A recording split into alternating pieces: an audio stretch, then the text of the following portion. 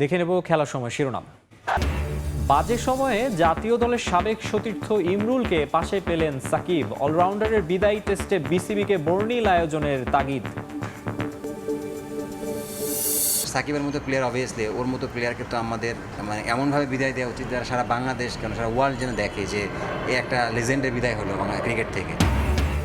বাফুফে নির্বাচনের তফসিল ঘোষণা কাল। প্রার্থিতার শর্ত, বিধিমালা ও ব্যালট সহ সব প্রস্তুতি সম্পন্ন, দাবি প্রধান নির্বাচন কমিশনারের। এবং জাতীয় দলের টানা ব্যর্থতায় কঠিন পথে হাঁটছে পাকিস্তান বোর্ড। কেন্দ্রীয় চুক্তি থেকে বাদ পড়তে যাচ্ছেন অনেক তারকা ক্রিকেটার।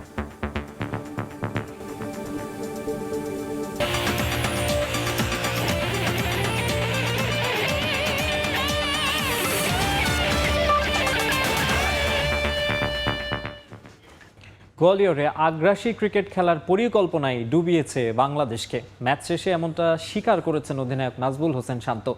ইন্টেন্ট দেখানোর নামে উইকেট বিলিয়ে দিয়ে না আসলে একটু হলেও প্রতিদ্বন্দ্বিতা করা সম্ভব হতো বলে মনে করছেন তিনি। সিরিজ বাঁচানোর ম্যাচে আরও ভালো পরিকল্পনা নিয়ে মাঠে নামতে চান শান্ত। এ বিষয়ে আরও জানবো। এই মুহূর্তে গোয়ালিয়রে আছেন রিপোর্টার মাহবুব রিমন, সরাসরি যুক্ত হচ্ছে তার সঙ্গে। রিমন, আসলে এত বাজে পারফরমেন্স, একটু কারণটা বিশ্লেষণ করবেন। অফিসিয়াল ব্রডকাস্টারের সঙ্গে কিছুক্ষণ আগে আনুষ্ঠানিক সংবাদ সম্মেলনেও টাইগার অধিনায়ক এসেছিলেন। তার কাছে কিন্তু এই প্রশ্নের অর্থাৎ বাংলাদেশের অমন ভয়াবহ ব্যাটিং ব্যর্থতার কোনো উত্তর নেই। প্রায় 14 থেকে 15 মিনিটের সংবাদ সম্মেলনে তিনি উত্তরগুলো দিয়েছেন ছোট ছোট করে, অর্থাৎ তার দলের যে ব্যাটসম্যানদের ব্যাটিং স্কোরগুলো, সেই ব্যাটিং স্কোরগুলোর মতোই ছোট ছোট করে বাউন্সারগুলোকে তিনি হয়তো ডাক করে তিনি পেছনে সরে গেছেন, অর্থাৎ উত্তর দেননি। তবে তিনি একটা কথা বলেছেন, তার কাছেও কোনো এই ব্যর্থতার জবাব নেই। এবং তিনি একটা কথা বলেছেন, বাংলাদেশ তো আসলে এভাবে ক্রিকেট খেলে, বাস্তবতা আসলেই তাই। তিনি বলছেন যে আমাদের ঘরোয়া ক্রিকেটে আমাদের আসলে মানসিকভাবে আমাদের সেট করা থাকে যে আমরা 100 থেকে 150 রানের উইকেটে আমরা খেলবো এবং 100 থেকে 150 রান আমরা করব। সেক্ষেত্রে যখন চ্যালেঞ্জটা 180 হয়ে যায়, আমরা আসলে সেই প্রশ্নের উত্তর খুঁজে পাই না। তবে বাংলাদেশকে কিন্তু এই সিরিজে যদি টিকে থাকতে হয়, তবে সেই প্রশ্নের উত্তর খুঁজে পেতে হবে, বিশেষ করে দিল্লিতে। জানেন যে দিল্লিতে বাংলাদেশের একটা সুখস্মৃতি রয়েছে। বাংলাদেশ যে এখন পর্যন্ত ভারতের বিপক্ষে একটা মাত্র টি20 জিতেছে, সেটাও 2019 সালে এই দিল্লিতে। কিন্তু এই পরিস্থিতিতে আসলে কতটুকু সেই ম্যাচে ঘুরে দাঁড়ানো সম্ভব, সেই প্রশ্নের মুখে কিন্তু দাঁড় করিয়ে দিয়েছে। বাংলাদেশের ব্যাটসম্যানরা যেভাবে খেললেন, বললাম যে মোটে 127 রানে বাংলাদেশ অল আউট হয়ে গেছে। একজন যেন অন্যজনের চাইতে ব্যাটিং ব্যর্থতা, কে কার চাইতে খারাপভাবে আউট হবে সেই প্রতিযোগিতায় নেমেছে। এখানকার যারা স্থানীয় দর্শকরা রয়েছেন, তারা আমরা যখন প্রেস বক্স থেকে নিচে নেমেছিলাম, তারাও আসলে এগিয়ে এসেছিলেন। তারা বলছিলেন, কিছুটা ব্যঙ্গাত্মকভাবে বলছিলেন যে তারা অনেক কষ্ট করে এই ম্যাচের টিকিট তারা সংগ্রহ করেছেন। জানেন যে 14 বছর পরে আবারও মধ্যপ্রদেশে কিন্তু ক্রিকেট ফিরেছে। সবশেষ যেটা অনুষ্ঠিত হয়েছিল 2010 সালে ভারত এবং সাউথ আফ্রিকার মধ্যে। তারা কিন্তু অনেক কষ্ট করে টিকিট সংগ্রহ করেছিলেন। তারা কিন্তু এভাবে এক পেশে ম্যাচ তারা দেখতে চাননি। তারাও বাংলাদেশের কাছ থেকে প্রতিদ্বন্দ্বিতা আশা করেছিলেন, কিন্তু বাংলাদেশ দল একেবারে যেভাবে অসহায় আত্মসমর্পণ করেছে, তারাও হতাশার গল্প ছিল গোটা প্রেস কনফারেন্স জুড়েই। বলছিলাম, অধিনায়ক শান্তর কাছে জানতে চাওয়া হয়েছিল জাকির আলী অনিকের ওই আউট হওয়ার ধরন, জানতে চাওয়া হয়েছিল কি খুব বেশি আক্রমণাত্মক ক্রিকেট কি বাংলাদেশের আসলে হিতে বিপরীত হয়েছে কিনা। শান্ত বলেছেন তিনি এ বিষয়ে আপাতত কোনো মন্তব্য করতে চান না। দিল্লিতে যথারীতি বাংলাদেশ কোনো ম্যাচ হারার পরে কিন্তু ঘুরে দাঁড়ানোর একটা আমরা গল্প শুনি। পরের ম্যাচে সেই ঘুরে দাঁড়ানোর গল্পর কথা দিল্লিতেও তিনি বলেছেন, অর্থাৎ নাজমুল হোসেন শান্ত বলেছেন। তবে এই প্রেস কনফারেন্সে দুটো বিষয় কিন্তু আলাদাভাবে লক্ষণীয়, বিশেষ করে বাংলাদেশ দলের যে একাদশ নির্বাচন হয়েছে। আপনি তানজিম সাকিবের কথা আলাদা করে বলতে হয়। সবশেষ বাংলাদেশ যে টি20 ম্যাচ খেলেছে কিংবা যদি টুর্নামেন্ট খেলেছে, সেই টুর্নামেন্টের সর্বোচ্চ উইকেট টেকার ছিল কিন্তু তানজিম সাকিব। এই উইকেটে কেন আসলে তানজিম সাকিবকে খেলানো হয়নি, কেন তাসকিনকে খেলানো হয়েছে, তা নিয়েও কিন্তু বড় প্রশ্ন হয়েছে। এবং তাসকিন তার কোটা তিনি পূর্ণ করতে পারেননি, 40-এর বেশি রান দিয়েছেন। মুস্তাফিজুর রহমান একটা উইকেট নিলেও তিনি ব্যয়বহুল ছিলেন। এবং আরেকটি বিষয় সামনে এসেছে, মেহেদী হাসান মিরাজ, তাকে সাকিব আল হাসান পরবর্তী যুগে সাকিবের বিকল্প বলা হচ্ছে, কিন্তু সেই মেহেদী হাসান মিরাজকে ঠিক যথারীতি আমরা সাথেই ব্যাট করতে দেখেছি। এবং মেহেদী হাসান মিরাজ যে রানটা করেছেন 35 রান, সে রানের কারণেই মূলত বাংলাদেশ 127 রানের যে পুঁজি, সেই পুঁজিটা পেয়েছে, মামুলি টার্গেট বলতেই হয়। অন্যদিকে উইকেট নিয়ে একটু বলে রাখি, তাওহিদ হৃদয় ম্যাচ পূর্ব সংবাদ সম্মেলনে তিনি বলেছেন যে তার কাছে মনে হয়েছে এই উইকেটটা স্লো অ্যান্ড লো। অথচ আমরা যখন এখানে এসেছিলাম, আমরা স্থানীয় যে গণমাধ্যম কর্মীরা রয়েছেন, পিচ কিউরেটর যারা রয়েছেন, তাদের সঙ্গে কথা বলেছি। তারা কিন্তু একটা কথা বলেছেন, এই উইকেটে আগে ব্যাট করলে 200 রান হয়। এবং যে ঘরোয়া 12টা ম্যাচ হয়েছে, সেখানে কিন্তু অ্যাভারেজ রান ছিল 167, প্রথম ইনিংসের অ্যাভারেজ রান ছিল 195। সেখানে ঠিক কী কারণে তাওহিদ হৃদয়ের কাছে মনে হয়েছে উইকেটটা স্লো অ্যান্ড লো এবং সেভাবে বাংলাদেশ হয়তো ব্যাট করেছে। তবে অধিনায়ক শান্ত কিন্তু একটা কথা বলেছেন, তার কাছে মনে হয়নি উইকেটটা স্লো অ্যান্ড লো। তিনি বলেছেন আসলে টাইগার ব্যাটিং ব্যর্থতার কারণে বাংলাদেশের এই ম্যাচে ভরাডুবি হয়েছে। তো এই ছিল আমার কাছে বাংলাদেশ দলের ব্যাটিং ব্যর্থতার সবশেষ প্রত্যাশা। দিল্লিতে বাংলাদেশ দল ঘুরে সিরিজের সমতায় ফিরবে। নিশ্চয়ই, আসলে এমন একটা ম্যাচের পর এমন পারফরমেন্স, এমন ফলাফলের পর চারিদিকে শুধু হতাশারই কথা, সেটি স্বাভাবিক। গোয়ালিয়র থেকে যুক্ত হয়েছিলেন মাহবুব রিমন, জানাচ্ছিলেন বাংলাদেশ ভারত প্রথম টি20-র নানা দিক বিশ্লেষণ। যাব পরের রিপোর্টে। বিশ্বকাপের মতো গোয়ালিয়রেও চূড়ান্ত ব্যর্থ মাহমুদুল্লাহ রিয়াদ। আমরা যেমনটা শুনছিলাম, মাহবুব রিমন বলছিলেন যে একজনের চেয়ে আরেকজন যেন ব্যাটিং ব্যর্থতা পাল্লা দিচ্ছিলেন, তেমনটাই আসলে রিয়াদের ব্যাটেও দেখা গেছে। দলের এই ভরাডুবির দিন আরও একবার প্রশ্নবিদ্ধ এই সিনিয়র ক্যাম্পেইনারের পারফরমেন্স। অথচ পারফরমেন্স কিংবা অভিজ্ঞতা না, একের পর এক ম্যাচে রিয়াদের এই সুযোগ পাওয়ার কারণ তার নামের ভার, আর তাতে পারফরমেন্স করেও উপেক্ষিত থেকে যাচ্ছেন অন্যরা। ভাই কার সাথে কার কম্পেয়ার করতেছেন? মানে জিনিসটা হলো যে রিয়াদ ভাই এত বছর ধরে বাংলাদেশ টিমকে সার্ভিস দিচ্ছেন, ভালো করেছেন, অনেক ম্যাচ জিতিয়েছেন। হ্যাঁ, অনেক ম্যাচ হয়তো শেষ করে আসতে পারেননি, বাট বাংলাদেশের অনেক ম্যাচ জেতার পেছনে কিন্তু ওনার অনেক অবদান আছে। বাংলাদেশের পেশাদার ক্রিকেটার হয়ে নিজেকে বেশ ভাগ্যবানই মনে করা উচিত রিয়াদের, যেখানে চূড়ান্ত ব্যর্থ হলেও দিনের পর দিন টিকে থাকা যায় কেবলমাত্র নাম, অতীত আর কোটার হিসেবে।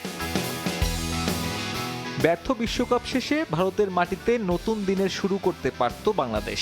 হার কিংবা জয়, অন্তত ক্রিকেটটুকু খেলার সম্ভাবনা ছিল। তবে টিম ম্যানেজমেন্টের জন্য এটা স্রেফ ফেয়ারওয়েল মঞ্চ।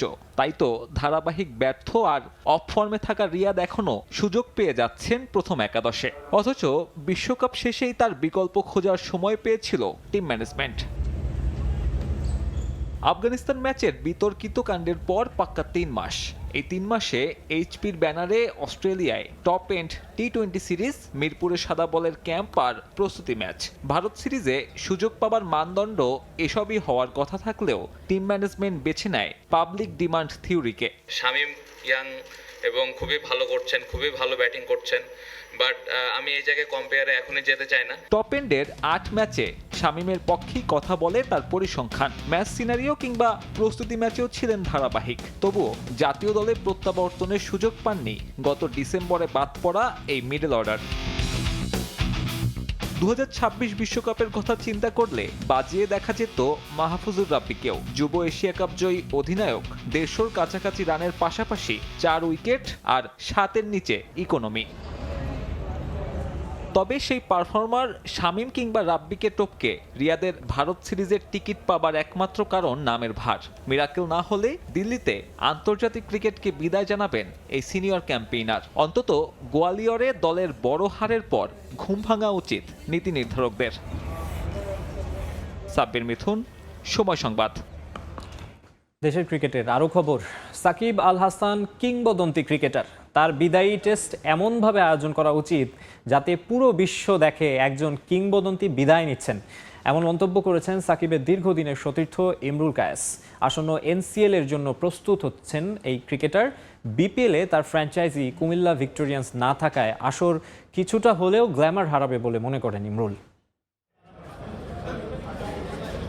সাকিব আল হাসান ইস্যুতে এখন বিভক্ত দেশের ক্রিকেট। গত মাসে 2 ফরম্যাটকে বিদায় জানান বাংলাদেশের পোস্টার বয়। দেশের মাটিতে দক্ষিণ আফ্রিকার বিপক্ষে টেস্ট দিয়ে সাদা পোশাকের ক্রিকেট থেকে অবসর নিতে চান মিস্টার 75। আসলে এই ডিসিশনগুলো নেয়া বাংলাদেশের ক্রিকেটকে ভিন্ন রূপে চিনিয়েছেন পঞ্চপাণ্ডব। দেশের ক্রিকেটকে অনেক কিছু দেওয়ার পরও মাঠ থেকে হাসি মুখে বিদায় নিতে পারেননি কিংবদন্তিরা। তবে কি বিশ্বসেরার খেতাব পাওয়া সাকিবের ক্ষেত্রেও দেখা যাবে একই দৃশ্য? পুরনো সতীর্থ ইমরুল কায়েস সাকিবকে ঘরের মাঠে ঘটা করেই বিদায় দেওয়ার পক্ষে। দেশের ক্রিকেটে একটা ট্রেন্ড চালু থাকা উচিত বা হওয়া উচিত যে একটা সুন্দরভাবে একটা লিজেন্ডারি প্লেয়ারের বিদায় নেওয়া। আমরা কারোই দেখি নাই, আমরা মাস্টারিভাবে দেখি নাই, আমরা এর আগে যতগুলো প্লেয়ার হয়েছে আমরা দেখি নাই। তা আমার মনে হয় যে এই জিনিসটা যদি চালু হয়, আর সাকিবের মতো প্লেয়ার অবভিয়াসলি ওর মতো প্লেয়ারকে তো আমাদের মানে এমনভাবে বিদায় দেওয়া উচিত যারা সারা বাংলাদেশ কেন সারা ওয়ার্ল্ড যেন দেখে যে এই একটা লেজেন্ডের বিদায় হলো বাংলা ক্রিকেট থেকে। বিপিএলে অন্যতম সফল দল কুমিল্লা ভিক্টোরিয়ান্স, জিতেছে 4টি শিরোপা। তবে এবারের আসরে থাকছে না ফ্র্যাঞ্চাইজিটি। কুমিল্লার না থাকায় বিপিএল কিছুটা হলো গ্ল্যামার হারাবে বলে মনে করেন ইমরুল। কুমিল্লার মতো ফ্র্যাঞ্চাইজি একটা আমি মনে করি যে বিপিএলে থাকাটা কিন্তু বিপিএলের জন্য ভালো। ওই দিক থেকে যদি বলেন যে বিপিএলের কিছুটা হলে গ্ল্যামার একটু কমবে, কারণ ওরা যেভাবে প্লেয়ার নিয়ে আসছে হয়তো বা আমি জানি না এবছর হয়তো বা ওরকমভাবে প্লেয়ার আনবে কিনা, বাট মানে বিপিএল কুমিল্লাকে মিস করবে। ক্রিকেটের পাশাপাশি ব্যবসায় নাম লিখিয়েছেন ইমরুল মিরাজ। দেশেই তৈরি করছেন ক্রিকেটের নানা সামগ্রী। দেশের গণ্ডি পেরিয়ে বিদেশি ক্রিকেটারদের হাতেও সেই পণ্য। তাদের তৈরি করা ব্যাট দিয়েই বাংলাদেশের বিপক্ষে খেলেছেন বিরাট কোহলিও, যাতে উচ্ছ্বসিত ইমরুল। ও আমাকে 2-3টা ব্যাট দিয়েছিল, তো আমি যখন একসাথে খেলতাম তো ওই দিক থেকে চিন্তা করলাম যে আমিও তো ফ্যাক্টরি এখন দিয়েছি, তোর ব্যাটটাও একটা দিই আর কি, তো কেমন ওর একটা রেসপন্স। তো মিরাজ ওইভাবে নিয়ে গেছে, ব্যাটটা ওকে বলছে, আমার কথা বলছে, তো আমি ওকে টেক্সট করছিলাম যে তোমাকে একটা ব্যাট দেবে মিরাজ, তো বলছে হ্যাঁ ঠিক আছে। পরে আমি ওরা অ্যাপ্রিসিয়েট করছি যে না ব্যাটটা রিসিভ করছে। পরে আসলে ও ব্যাটের খুব প্রশংসা করছে, এবং আপনারা দেখবেন যে ও কিন্তু সেকেন্ড টেস্টে ফার্স্ট ইনিংসে ব্যাটিংও করেছে ওই ব্যাট দিয়ে। আসন্ন বিসিএল ও বিপিএল সামনে রেখে মিরপুরে ফিটনেস নিয়ে দীর্ঘ সময় কাজ করেছেন ইমরুল কায়েস। এবারের বিসিএলে খুলনার হয়ে 22 গজ মাতাবেন এই সিনিয়র ক্যাম্পেইনার। রিফাতুল ইসলাম মিরন, সময় সংবাদ, ঢাকা। নান্দ্রে বার্গারের পর এবার বাংলাদেশের বিপক্ষে টেস্ট সিরিজ থেকে ছিটকে যাওয়ার শঙ্কায় দক্ষিণ আফ্রিকার অধিনায়ক টেম্বা বাভুমা। বাঁ হাতের কনুইয়ের ইনজুরিতে সোমবার আয়ারল্যান্ডের বিপক্ষে শেষ ওয়ানডেতেও খেলতে পারবেন না তিনি। 3 ম্যাচের সিরিজে এরই মধ্যে 2-0 এগিয়ে আছে প্রোটিয়ারা। ইনজুরির সঙ্গে গেল কয়েক বছর ধরে নিয়মিত লড়াই করতে হচ্ছে টেম্বা বাভুমাকে। 2022 সালে ভারত সফরেও কনুইয়ের এই ইনজুরি বেশ ভুগিয়েছিল তাকে। গেল শুক্রবার আয়ারল্যান্ডের বিপক্ষে দ্বিতীয় ওয়ানডে চলাকালীন সেই একই ব্যথা আবারও মাথাচাড়া দিয়ে ওঠে বাভুমার।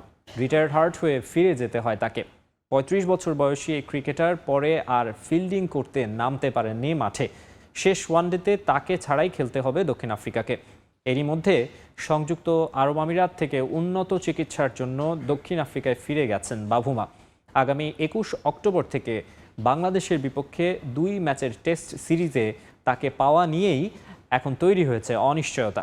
যদি শেষ পর্যন্ত ফিট হয়ে উঠতে না পারেন তিনি, তবে বাংলাদেশের বিপক্ষে সিরিজে নেতৃত্ব দেবেন র্যাসি ভ্যান ডার ডুসেন। টেস্ট চ্যাম্পিয়নশিপের অংশ হওয়ায় বাংলাদেশের বিপক্ষে এই 2টি ম্যাচ বেশ গুরুত্বপূর্ণ দক্ষিণ আফ্রিকার জন্য। জাতীয় দলের টানা ব্যর্থতার কারণে এবার কঠিন পথে হাঁটার সিদ্ধান্ত নিয়েছে পাকিস্তান ক্রিকেট বোর্ড। 2024-25 মৌসুমের কেন্দ্রীয় চুক্তি থেকে অনেক তারকা ক্রিকেটারকে সরিয়ে দেওয়ার ইঙ্গিত দিয়েছে পিসিবি। তবে ইংল্যান্ড সিরিজে ক্রিকেটারদের পারফরমেন্স পর্যবেক্ষণ করবে বোর্ড। এরপর অস্ট্রেলিয়া সফরের আগে কেন্দ্রীয় চুক্তির চূড়ান্ত তালিকা প্রকাশ করবে পিসিবি।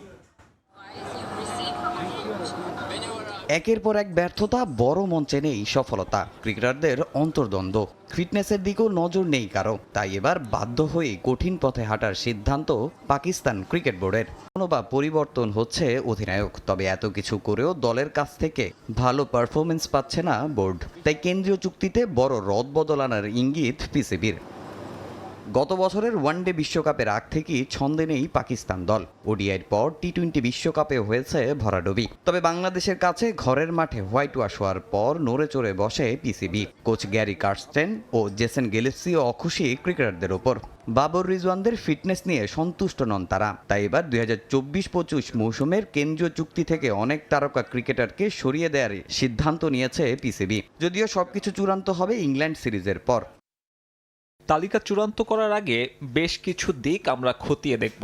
ইংল্যান্ড সিরিজের সময় আমরা ক্রিকেটারদের চাপে ফেলতে চাই না। তবে অস্ট্রেলিয়া সফরের আগে তালিকা ঘোষণা করা হবে, যেখানে বেশ কিছু পরিবর্তন আসতে পারে। কেউ বাদ পড়বেন, আবার কারো পদোন্নতি হবে। অক্টোবরের শেষ সপ্তাহে অস্ট্রেলিয়া সফরে যাবে পাকিস্তান দল। এর আগে জানা যাবে কারা থাকছেন পিসিবির কেন্দ্রীয় চুক্তিতে। এর আগে 2023-24 মৌসুমে 27 জনকে চুক্তিতে রেখেছিল পিসিবি। তবে এবার সংখ্যাটা অনেক কমে যাবে বলে জানিয়েছে পাকিস্তানের বেশ কয়েকটি গণমাধ্যম। তামিম হোসেন, সময় সংবাদ। সিরিজের প্রথম টেস্টে কাল ইংল্যান্ডের মুখোমুখি হবে পাকিস্তান। মুলতান ক্রিকেট স্টেডিয়ামে ম্যাচ শুরু বাংলাদেশ সময় সকাল 11টায়। সম্প্রতি লাল বলে ভালো সময় পার করছে না পাকিস্তান। বাংলাদেশের বিপক্ষে সবশেষ সিরিজে হোয়াইট ওয়াশের লজ্জা পেতে হয়েছে তাদের।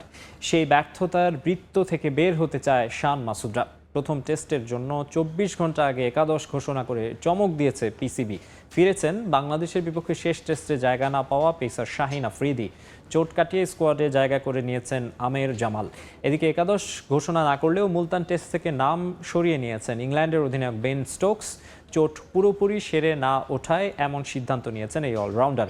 তার পরিবর্তে দলকে নেতৃত্ব দেবেন অলি পোপ। টেস্ট চ্যাম্পিয়নশিপে টিকে থাকতে এই সিরিজ বেশ গুরুত্বপূর্ণ থ্রি লায়নদের কাছেও। এই টেস্টে অভিষেক হতে পারে অস্ট্রেলিয়ার বিপক্ষে ওয়ানডে সিরিজে 8 উইকেট নেওয়া ফাস্ট বোলার ব্রাইডন কার্সের। এদিকে একাদশের সুযোগ পেতে পারেন বেন ডাকেট, গাস এটকিনসন ও 2.5 বছর পর টেস্ট দলে ডাক পাওয়া ক্রিস ওকস। এবারে ফুটবল। প্রার্থিতার শর্ত, বিধিমালা, ব্যালট সহ সব ধরনের প্রস্তুতির বিষয়ে খসড়া সিদ্ধান্ত নিয়েছে বাফুফে নির্বাচন কমিশন। সবকিছু পর্যালোচনা করে কাল তফসিল ঘোষণা করা হবে বলে জানিয়েছেন প্রধান নির্বাচন কমিশনার মেজবা উদ্দিন আহমেদ। নির্বাচন প্রভাবমুক্ত রাখতে এবং কেন্দ্রের পরিস্থিতি স্বাভাবিক রাখতে এবার কঠোর অবস্থানে নির্বাচন কমিশন। দায়িত্ব নেয়ার পর নির্বাচন কমিশনের প্রথম বৈঠক। গেলবারের তুলনায় বাফুফে নির্বাচন নিয়ে এবার হাকডাক কম, যদিও তফসিল ঘোষণার পর সরব হয় সবই। শেষ পর্যন্ত নির্বাচন জমজমাট হবে কিনা সময় বলবে। আপাতত করণীয় ঠিক করছে নির্বাচন কমিশন। আমরা 20 দিন আগে প্রস্তুতি নিয়ে নিয়েছি, আগামীকাল ইনশাআল্লাহ।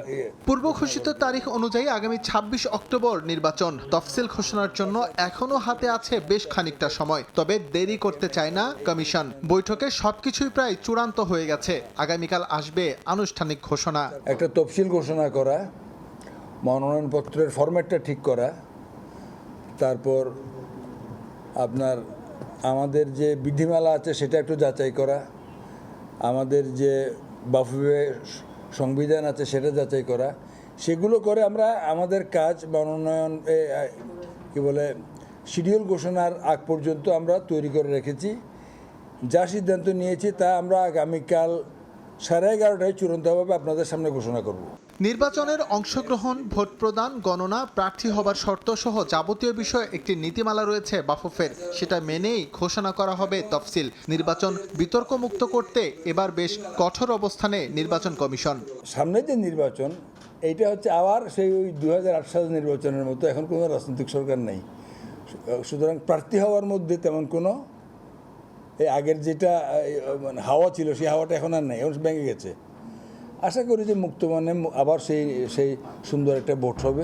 Executive committee, delegates, election commission officials এবং যারা আছে, ফিফা অ্যান্ড AFC রিপ্রেজেন্টেটিভ এবং যারা সিকিউরিটি ডিউটিতে আছে, এরা ছাড়া nobody is allowed.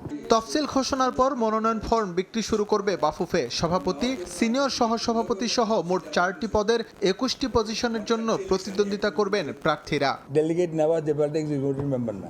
SM Iqbal, সময় সংবাদ, ঢাকা। সার্চ কমিটির সদস্য ইমরোজ আহমেদের বিরুদ্ধে আনা অভিযোগের প্রতিবাদ জানিয়েছেন সাবেক হকি খেলোয়াড় এবং সংগঠকদের একটি অংশ। গেল 3 অক্টোবর হকি খেলোয়াড় কল্যাণ সমিতির সভাপতি রাসেল খান বাপ্পির নেতৃত্বে কয়েকজন জাতীয় ক্রীড়া পরিষদের সামনে সার্চ কমিটি থেকে ইমরোজ আহমেদের অপসারণ চেয়ে ক্রীড়া উপদেষ্টাকে চিঠি দেয়। তবে সাবেক খেলোয়াড় মামুনুর রশিদ, রফিকুল ইসলাম কামাল সহ আরেকটি পক্ষ জাতীয় ক্রীড়া পরিষদের সামনে মানববন্ধন করে। তারা এসব অভিযোগ প্রত্যাখ্যান করে প্রতিবাদপত্র দেয়।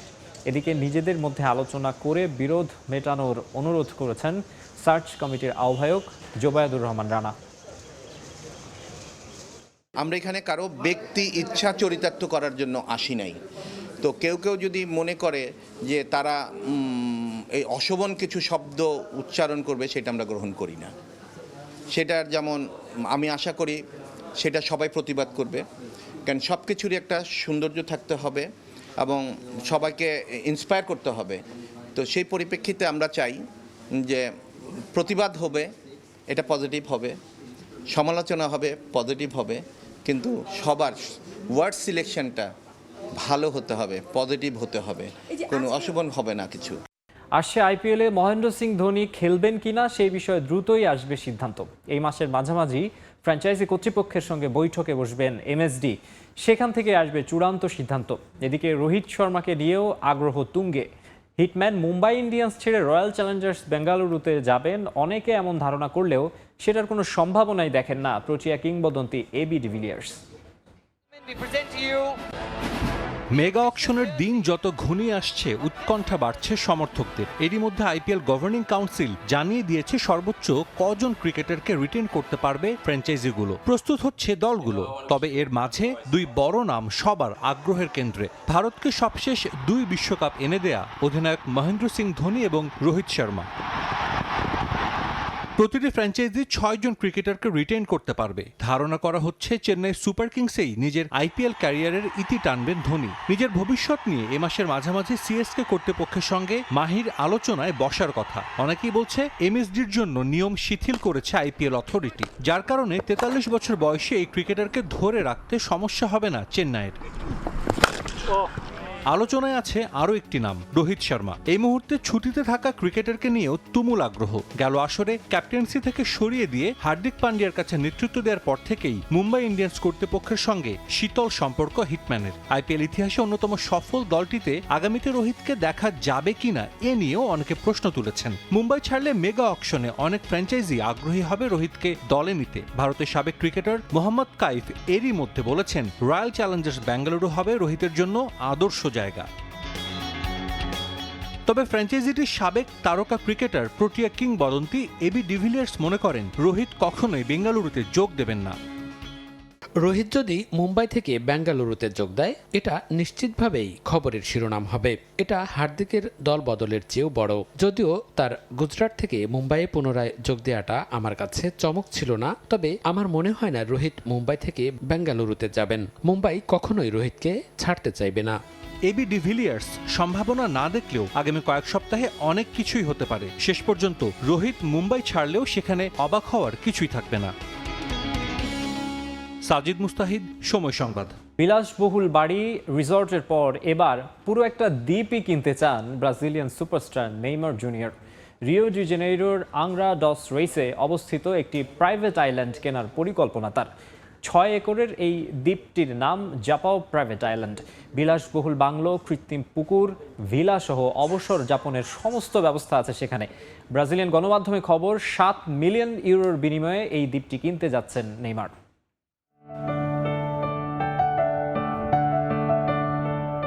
চারিদিকে নীল জলরাশি, তার মাঝে একটা দ্বীপ যেখানে আছে নানা প্রজাতির গাছপালা, আছে দৃষ্টিনন্দন বেশ কয়েকটি ভিলা। প্রাকৃতিক সৌন্দর্যে চোখ আটকে যাবে যে কারো। নান্দনিক সুযোগ সুবিধা সমৃদ্ধ এই দ্বীপটিতে আছে কৃত্রিম পুকুর, আছে জ্যাকুজি ও কায়াকিং এর ব্যবস্থা। নৌকা চালানো সহ উপভোগ্য সব ধরনের ব্যবস্থাই আছে এখানে। প্রাকৃতিক সৌন্দর্যে মোড়ানো এই দ্বীপটি কিনতে যাচ্ছেন ব্রাজিলিয়ান সুপারস্টার নেইমার জুনিয়র। মাঠের খেলা থেকে বহুদিন দূরে আছেন আল হিলাল তারকা। ইউরোপ থেকে সৌদি আরবে মোটা অঙ্কের বিনিময়ে পাড়ি জমানোর পর মাঠে নামতে পেরেছেন মোটে কয়েক ম্যাচে। এরপরেই ইনজুরি সঙ্গী করে আছেন পুনর্বাসন প্রক্রিয়ায়। কবে নাগাদ আবারও মাঠে ফিরবেন এই ব্রাজিলিয়ান ফুটবলার তা নিয়েও রয়েছে শঙ্কা। তবে বিলাসবহুল জীবনযাপন করতে সবসময় দেখা যায় নেইমারকে। রিও ডি জেনেইরোতে বিলাসবহুল বাড়ির পর এবার একটি দ্বীপ কিনতে মুখিয়ে ব্রাজিলিয়ান ফুটবলার।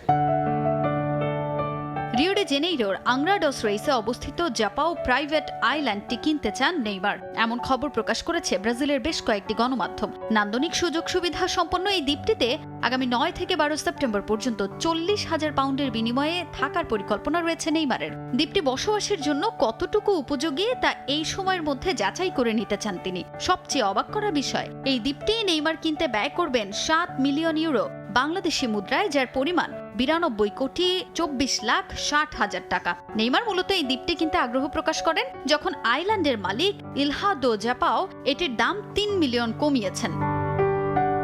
6 একর হাইডওয়েতে 2টি মাস্টার স্যুট সহ একটি ভিলা, সমুদ্রের সৌন্দর্য উপভোগ করা যাবে এমন 3টি বাংলো, একটি পুকুর রয়েছে সেখানে। আইল্যান্ডটি মূলত গ্রীষ্মকালীন অবকাশ যাপনের জন্য উপযুক্ত। মজার ব্যাপার হলো এখানে পৌঁছাতে হেলিকপ্টার কিংবা নৌকা ছাড়া অন্য কোনো উপায় নেই। ব্রাজিলিয়ান সাংবাদিক লিও ডায়াস ইতোমধ্যেই জানিয়েছেন অবসর যাপনের জন্যই নাকি নেইমার এই দ্বীপটি ক্রয়ের খুব কাছাকাছি আছেন। কানাডিয়ান ব্যবসায়ীর কাছ থেকে প্রাইভেট এই আইল্যান্ডটি কিনতে ইতোমধ্যেই চূড়ান্ত কথাবার্তাও শেষ হয়েছে তার। তাজিন খন্দকার, সময় সংবাদ। এ পর্যায়ে খেলার সময়ের শীর্ষ সংবাদ জানিয়ে দিচ্ছে আরেকবার। এবং বাজে সময়ে জাতীয় দলের সাবেক সতীর্থ ইমরুলকে পাশে পেলেন সাকিব। অলরাউন্ডারের বিদায়ী টেস্টে বিসিবিকে বর্ণিল আয়োজনের তাগিদ। সাকিবের মতো প্লেয়ার অবভিয়াসলি, ওর মতো প্লেয়ারকে তো আমাদের মানে এমনভাবে বিদায় দেওয়া উচিত যারা সারা বাংলাদেশ কেন সারা ওয়ার্ল্ড যেন দেখে যে এই একটা লেজেন্ডের বিদায় হলো বাংলা ক্রিকেট থেকে। এই ছিল খেলার সময়ের এখনকার আয়োজনে, সঙ্গেই থাকুন সময়।